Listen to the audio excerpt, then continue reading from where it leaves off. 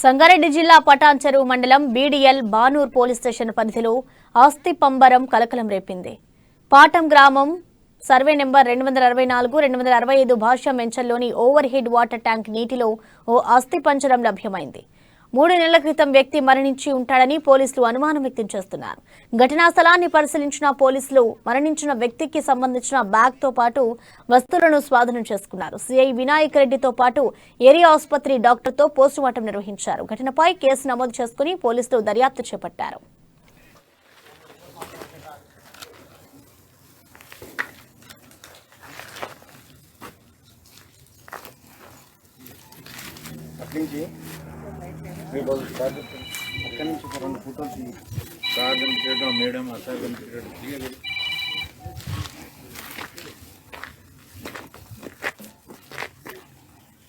పైన rubber తీసుకొచ్చిరా photo తీసి rubber తమ్ముడు అది ఇప్పుకురమ్మని చెప్పారు కదా నారాయణ కేడానికి చెప్పింది పండరి ఆ రబ్బర్ ఇప్పలే ఈ రబ్బర్ ఆ రబ్బర్ ఒకటేనా కాదా చూస్తే ఇంకొకటి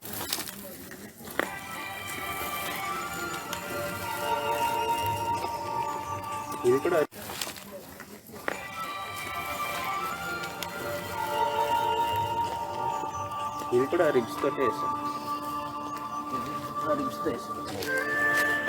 చిన్నది చెద్దు